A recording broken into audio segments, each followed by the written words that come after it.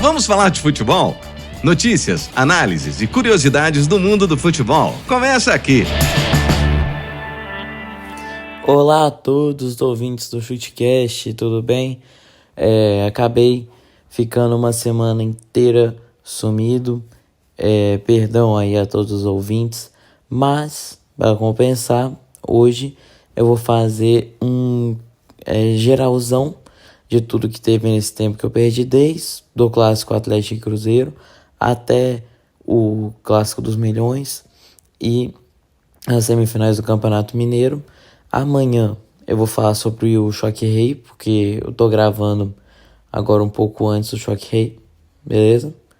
Mas, enfim, é o seguinte, rapaziada, vamos começar falando do Clássico, né? Vamos por ordem cronológica. O Clássico entre Atlético e Cruzeiro, no início a gente teve o lance do Lianco, que realmente é um lance que gera muitas dúvidas. Eu vi análises de comportamento do olhar dele antes de pisar e depois do pisão, e realmente o Dudu recolhe o braço, mas no geral, assim, é algo que realmente vai gerar muita polêmica, porque divide opiniões. Por exemplo, na Copa do Mundo em 2018, aconteceu um lance desse com o Neymar, não foi no braço, né? Mas o Neymar também tomou um pisão enquanto o jogo não estava rolando e não aconteceu nada. Então, é um critério a ser seguido. Entenderam? Já a expulsão do Gabigol, pra mim, é indiscutível. O atacante, quando o jogador sem a bola atinge o rosto dele com o cotovelo e ainda dá um tranco por trás não, na perna, pra mim tem que ser expulso, e foi expulso com razão. E é um dos principais culpados pela derrota do Cruzeiro no Clássico. Claro, o segundo tempo foi de amplo domínio do Galo. O Galo não teve 5 minutos ali durante o segundo tempo onde o Cruzeiro tentou jogar, que foi inclusive depois desses 5 minutos o Galo teve o contra-ataque do segundo gol que matou a partida. E falar em Hulk, gente, olha como tá jogando bola nessa temporada. Hulk tem jogos oficiais, né, sem contar a pré-temporada, tem 6 jogos e 7 gols no Campeonato Mineiro. E claro que, assim, apesar de ser um campeonato mais interior, ele fez 2 gols contra o Cruzeiro, fez 2 gols ontem na semifinal do Campeonato Mineiro, que eu vou comentar mais pro final. Fez gols importantíssimos, um golaço pra cima do Atlético, ele driblou o goleiro e chutou a bola no ângulo. Enfim, Hulk está jogando demais. Eu não sei se é o efeito Cuca, porque inclusive foi com o Cuca que ele teve a temporada mágica em 2021. Mas o que importa é Hulk está jogando muito. E é isso. Sobre o Clássico não há muito o que comentar, porque meio que um resumo o Lianco deu pisão, o Gabigol perdeu um gol praticamente debaixo da trave, em seguida o Gabigol é expulso, o Galo começa a ter um controle ofensivo e defensivo da partida, controlando a posse de bola. Então, no segundo tempo se torna um time mais ofensivo com as alterações do Cuca e por fim consegue bater o Cruzeiro por 2-0. O primeiro gol, grande assistência do Natanael, que inclusive é outro que tem apresentado um excelente futebol com a camisa do Atlético. E o segundo gol com o Coelho, que é a mesma coisa. Grandes atuações do Coelho. Bem, agora vamos falar do assunto acredito que mais esperado desse vídeo aqui, que é os playoffs da UEFA Champions League. O que a gente vai deixar por último, né, como já era de se esperar, é Manchester City e Real Madrid. Mas vamos começar aqui por Brest e PSG. O Brest foi uma grande surpresa positiva no início, principalmente da Champions. Foi um dos elencos que nas 4 primeiras rodadas estavam invictos. Acabou que foi caindo de desempenho com o tempo. Mas isso aí é normal, né? Porque o time do Brest é um time novo nessa questão de campeonato europeu. Então faz sentido, né? A força, a camisa acaba perdendo um pouco. E foi para mim o principal fator pelo qual ele não ficou no G8. E sobre PSG, o que falar de Ousmane Dembélé? O cara nos últimos 8 jogos, 15 gols. E inclusive dois desses gols, nos playoffs. É uma atuação assim incrível, uma temporada incrível, né? Acredito que a gente está vivendo, né, o auge do Dembélé, o futebol próximo talvez até melhor do que ele teve no Borussia Dortmund antes de ir pro Barcelona. E, né, espero aí muito sucesso para ele. Sempre torci pelo progresso desse menino, que ele sempre foi um menino muito habilidoso. Acabou perdendo grande parte da carreira por causa de lesões, mas agora parece que ele tá com tudo e já assumiu o protagonismo desse Paris Saint-Germain. Sporting e Dortmund é uma situação complicada, né? O PSG e Brest ficou 3-0 lá no estádio do Brest, né? Vale lembrar. Falar de Sporting e Borussia Dortmund,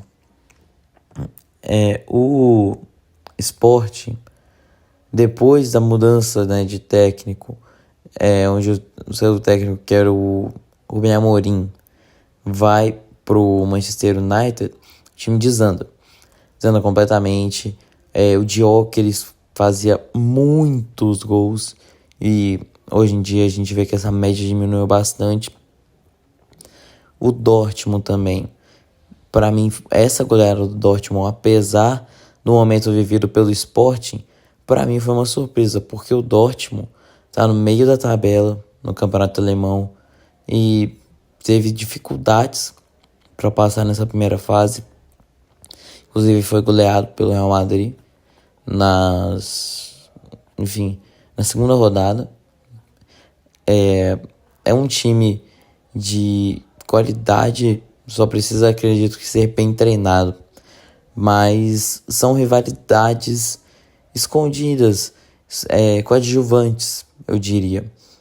Então, o Borussia Dortmund é um time que precisa de atenção, porque ele é um time de muita qualidade, mas falta da gente explorar essa qualidade do Dortmund.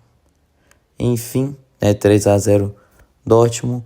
Vamos falar agora de Juventus e PSV, um jogo extremamente disputado, muito interessante de se assistir. Muitas finalizações, né, iguais, 12 da Juve, 15 do PSV, posse de bola próxima, passes. O PSV acabou tendo um pouco a mais, mas a Juventus teve mais precisão nos passes.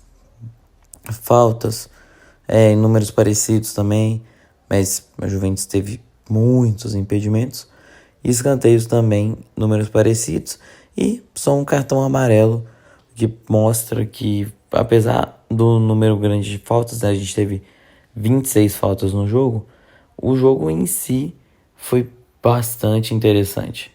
Foi um jogo divertido, um jogo de duas equipes que realmente chegaram lá para jogar futebol, porque duas equipes que querem muito passar.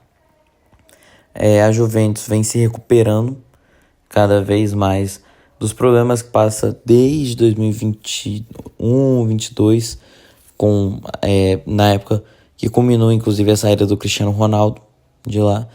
vem se recuperando, vem jogando um futebol melhor. Mudou muito, fez uma reformulação, jogadores jovens. Acredito que essa Juve tem um potencial alto.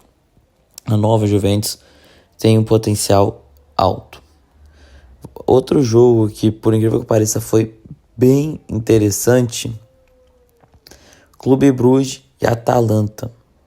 Foi realmente um jogo muito interessante, um jogo disputadíssimo, com duas equipes que lutaram bastante e foi muito divertido. Foi um jogo melhor, inclusive, do que Juventus e PSV, apesar do mesmo resultado.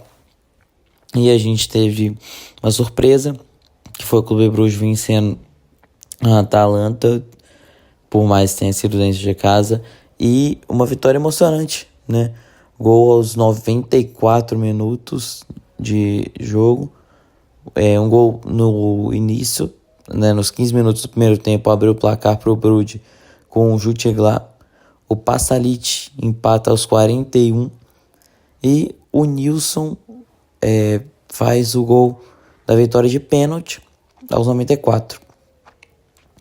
Foi um jogo brigado, duas equipes que estavam brigando mesmo por essa vaga, querem muito estar nas oitavas de final da Liga dos Campeões. Assim, é claro, como todas as equipes que estão disputando, mas um jogo bem... Todos os jogos dos playoffs, assim, a maioria foram muito bem-estimados e muitos foram muito interessantes. Celtic e Bayern foi um jogo que a gente esperava mais no Bayern de Munique pelo elenco, até porque o número de finalizações, apesar de ter ficado 2-1 pro Bayern, número de finalização bem baixos comparado ao próprio Celtic. O Bayern teve 10 finalizações, o Celtic teve 9, um número muito próximo para uma equipe como o Bayern de Munique, comparando a uma equipe como o Celtic, com todo o respeito do mundo ao Celtic, mas não são equipes do mesmo nível. Tanto que se a gente pegar, claro, né, um histórico assim, não é algo muito interessante, porque é a segunda vez que os dois se enfrentam na história da Champions League, e o Bayern venceu as duas vezes, claro. No caso, é a terceira vez e o Bayern vence pela terceira vez. Que uma das vezes foi em mata-mata também, que foi foi fase de grupos da Champions League de 2017. E agora, né? O Bayern de Munique não vive uma temporada grande a nível europeu. Na Alemanha é um time interessante, sim.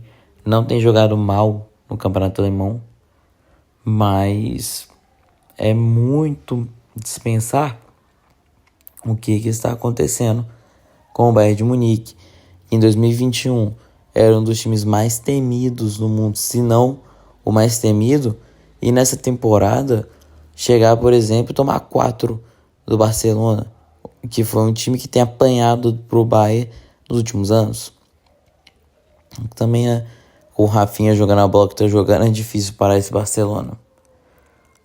Vou falar de Benfica e Mônaco. A gente teve mais uma vez o Pavlidis comandando o jogo. O Benfica comandou o jogo.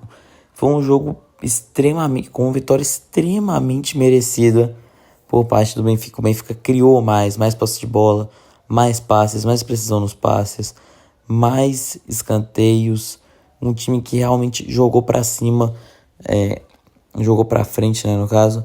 Tanto que foram 23 chutes do Benfica contra 6 do Mônaco.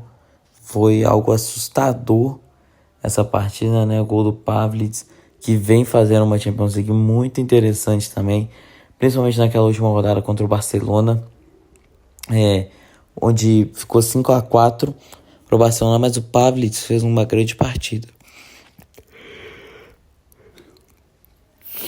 Agora, falando de Feyenoord e Milan, onde o Feyenoord viu um gol no início do jogo, do Igor Paixão.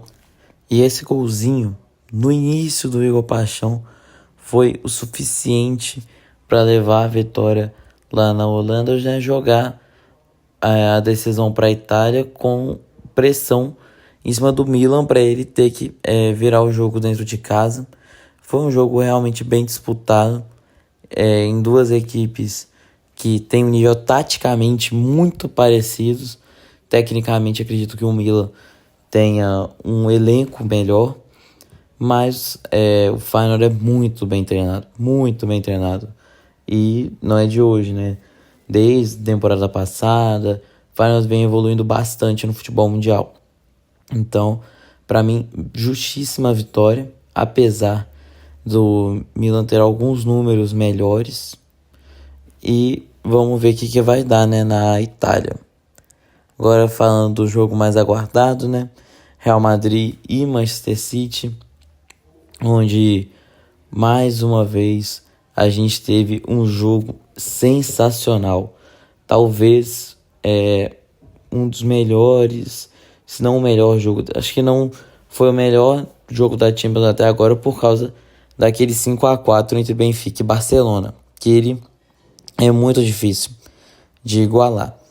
Mas vamos, falar um pouco sobre o jogo, que aos 19 minutos do primeiro tempo, o Haaland abre o placar para o Manchester City e os dois times vão para o intervalo com empate.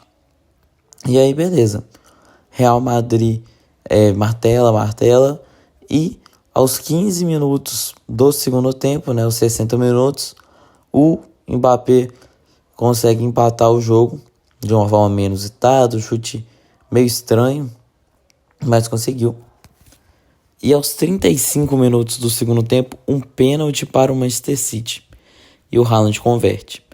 Aí, a maioria pensa assim, vitória por 2 gols de diferença, faltando 10 minutos para o jogo acabar. É possível, o Manchester City já venceu. Pode ser impossível, mas não é impossível pro Real Madrid.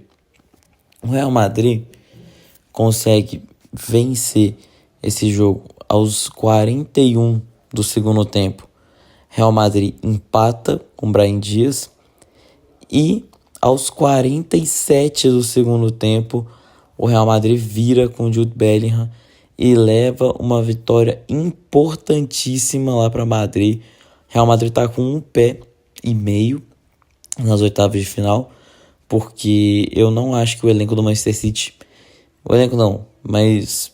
Enfim, não acho que o Manchester City, pela temporada que vem fazendo, tem a chance de reverter esse placar na Espanha. Tem a chance? É claro que tem. O impossível não existe.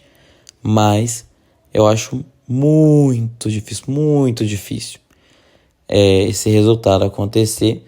E vamos esperar na semana que vem para a gente comentar novamente sobre os jogos da Champions, ver os jogos de volta, quem passou, quem não passou, enfim. Vamos falar agora de quinta. Palmeiras e... Perdão. Santos e Corinthians. Um jogo bem interessante de se acompanhar. Show do Yuri Alberto, 2 gols, como tá jogando bola. Desde que a sessão de invencibilidade... Desde do início da invencibilidade do Corinthians vem jogando muito. Falando um pouquinho, um breve comentário sobre o Neymar, que um lance que a gente tem a destacar sobre o Neymar na partida é uma entortada que ele dá no Garro, mas tirando isso, nada a comentar. Realmente o Neymar não está em forma ainda, precisa se adaptar ao futebol brasileiro, mas creio que até o Campeonato Brasileiro ele já vai ter uma ideia maior do nível que a gente está falando. Enfim, o Yuri Alberto faz 2 gols no primeiro tempo e nos 34 do segundo tempo o Guilherme diminui, Vitória importantíssima pro Corinthians, uma vitória péssima pro Santos. Uma derrota, perdão, péssima pro Santos. Um Santos que ainda luta para se classificar e com dificuldades de se classificar. E muita gente ainda está em festa por causa do Neymar e não reparando no momento complicado que o Santos está vivendo no Campeonato Paulista. Claro que a gente teve times maiores, né, sofrendo nos estaduais. A gente já vai falar de um rapidão. Daqui a pouco a gente fala dele. Na real, vamos falar sobre ele, né? Acredito que o Corinthians e Santos não tenha muito algo para deixar em específico. O Corinthians realmente foi superior. Vamos falar da semifinal do Campeonato Mineiro, das semifinais, né? Inclusive o jogo entre América e Cruzeiro acabou há pouquíssimo tempo. Vamos falar primeiro do jogo de Atlético e Tombense, e que o Hulk demonstrou a qualidade técnica que esse cara tem acima da média pro futebol brasileiro. Acima da média. Um jogador, se não me engano, o jogador que mais fez gol desde a época que ele voltou ao Brasil, tem 121 gols desde a época que ele voltou, né, ao Brasil em 2021. Ele é um exímio batedor de falta. Talvez agora, com a chegada do Neymar, ele não seja o melhor batedor de faltas do futebol brasileiro, mas isso aí a gente vai ver com o tempo. Afinal de contas, ele bate faltas muito bem. Inclusive, no jogo de ontem fez um gol de falta, e esse é o principal motivo da gente estar comentando sobre a qualidade dele em faltas. Ele é muito diferente do futebol brasileiro. Ele faz muitos gols, dá muitas assistências, é um ótimo líder. Tem, né, os defeitos de reclamar muito, né, ser bastante chato com a arbitragem. Também tem os problemas de ser fominho uma vez ou outra. Ou, por exemplo, ontem ele poderia ter feito o 3-0, mas faltou para ele o ser fominha nesse caso, onde ele deu o passe para o Rony, que por muito pouco não fez gol na sua estreia. Mas um jogo muito bem defensivamente e ofensivamente do Atlético. É um time que praticamente não sofre gols, é a melhor defesa do Campeonato Mineiro, e um time incrível que o Cuca está conseguindo colocar para jogar. Cuca, ele é o treinador que entende o Atlético, o treinador que faz o Atlético jogar, e ele está fazendo, assim como fez em 2013, em 2021, e a gente, né, porque eu sou atleticano também, né, mas atleticanos, a massa atleticana espera que ele consiga trazer muitas alegrias pra gente esse ano. Enfim, vamos falar do Cruzeiro, porque do Cruzeiro do América, né, no caso. Hoje a gente teve o jogo entre os dois pela semifinal do Campeonato Mineiro, um jogo em que o Cruzeiro abre o placar com o Gabigol de pênalti e toma um empate num lance de azar. O jogador do América finaliza, a bola acaba desviando e matando o Cássio. Mas uma coisa a se deixar claro são dois times com muitas dificuldades dentro de campo. Times que fizeram uma má partida, a partida foi feia de se assistir, com todo respeito aos dois. Claro, esses elencos têm muito mais a apresentar, principalmente o elenco do Cruzeiro, que sofreu com muitas dificuldades nesse campeonato.